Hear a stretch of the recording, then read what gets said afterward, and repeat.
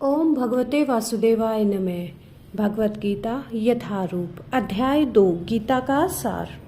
संजय ने कहा, करुणा से व्याप्त शोक युक्त अश्रुपूर्ण नेत्रों वाले अर्जुन को देख करके मधुसूदन श्री कृष्ण ने अर्जुन को देख करके ये शब्द कहे।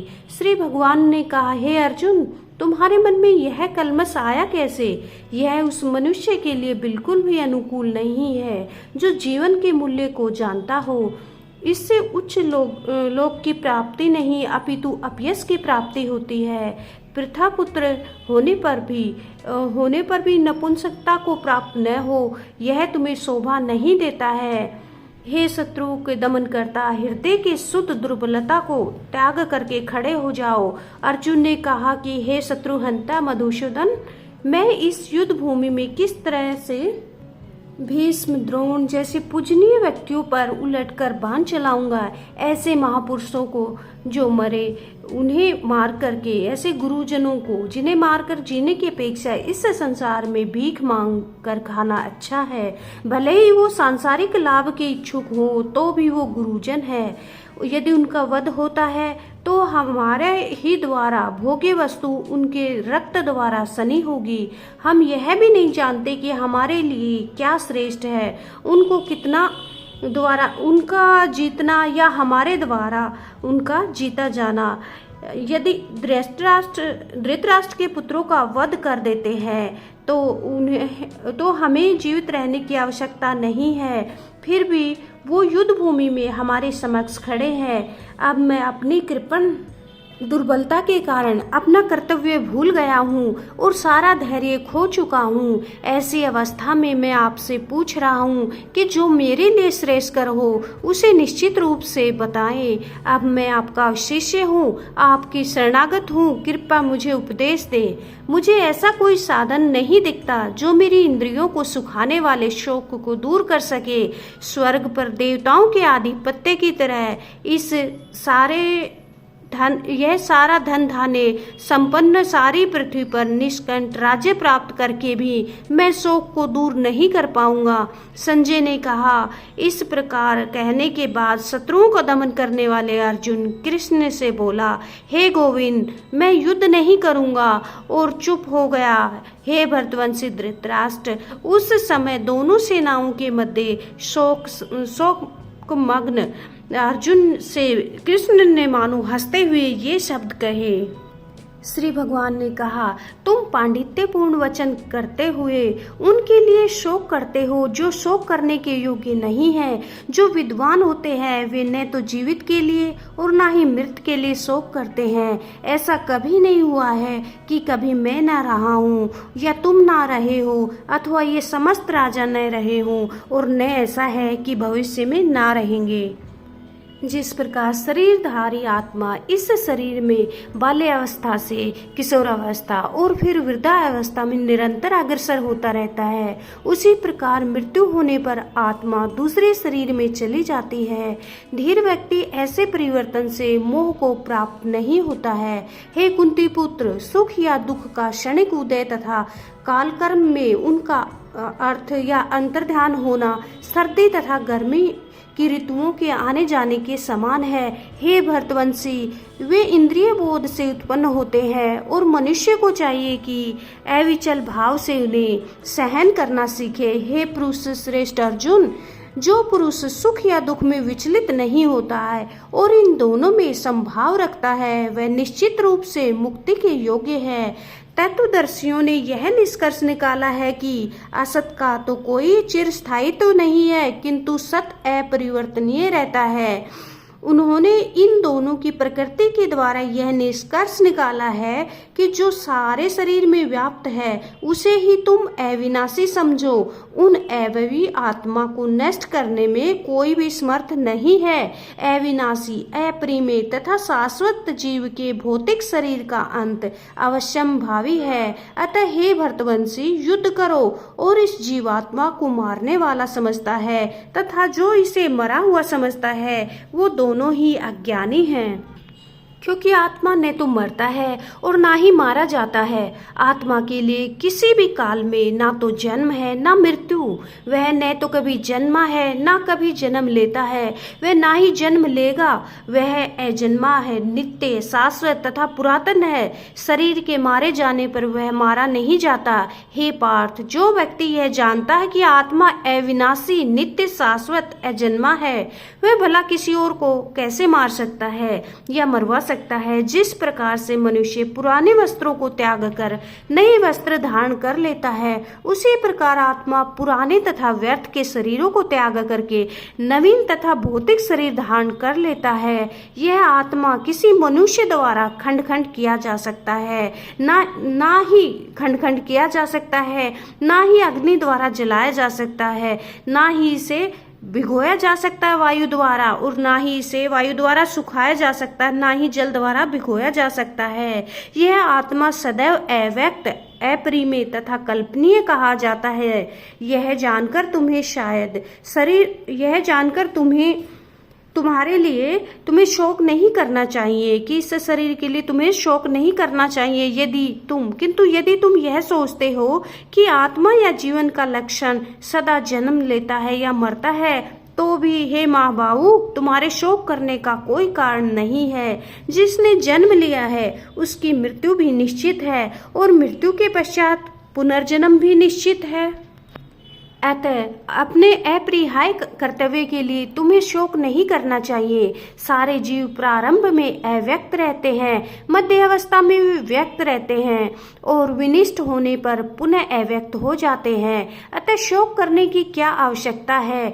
कोई आत्मा को आश्चर्य की तरह देखता है, कोई आश्चर्य मानता है और कोई इसे आश्चर्य की तरह सुनता है, तथा कोई तो इसे इसके विषय में सुनकर भी कुछ नहीं समझ पाता है। हे भरतवंशी, शरीर में रहने वाले का कभी भी वध नहीं किया जा सकता है, अतः तुम्हें शोक करने की आवश्यकता नहीं है। क्षत्रिय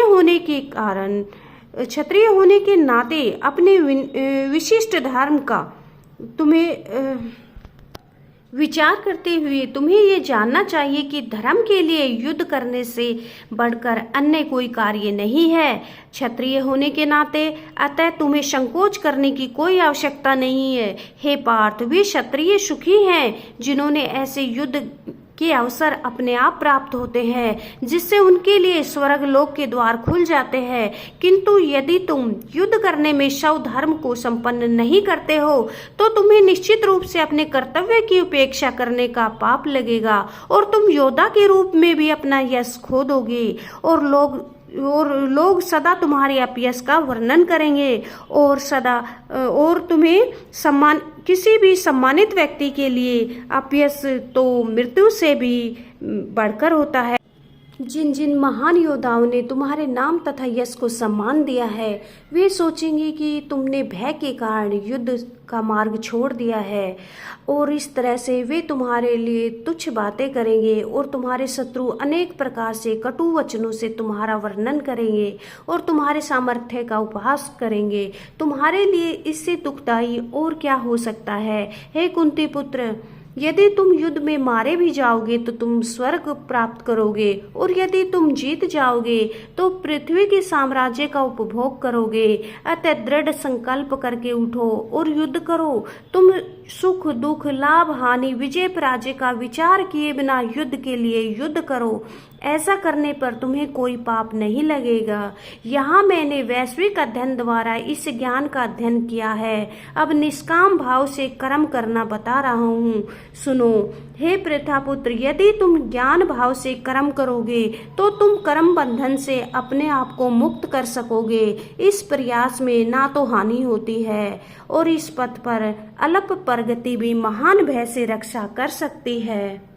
जो इस मार्ग पर चलते हैं वो प्रयोजन में दृढ़ रहते हैं, और उनका लक्ष्य भी एक होता है। हे कुरुनंदन, जो दृढ़ प्रतिज्ञ नहीं है उनकी बुद्धि अनेक शाखाओं में विभक्त रहती है। अल्पज्ञानी मनुष्य वेदों के उन अलंकृत शब्दों के प्रति आसक्त रहते हैं जो स्वर्ग की प्राप्ति, अच्छे जन्म, शक्ति आदि विविध सकाम कर्मों की संतुति में रहते हैं, और इंद्रिय तृप्ति तथा भौतिक ऐश्वर्य में जीवन अभिलाषा के कारण वे कहते हैं इससे बढ़कर और कुछ भी नहीं है। जो लोग इंद्रिय भोग तथा भौतिक ऐश्वर्य के प्रति अत्यधिक आसक्त होने पर ऐसी वस्तुओं से मोहग्रस्त हो जाते हैं, उनके मनों में भगवान के प्रति भक्ति का दृढ़ निश्चय नहीं होता।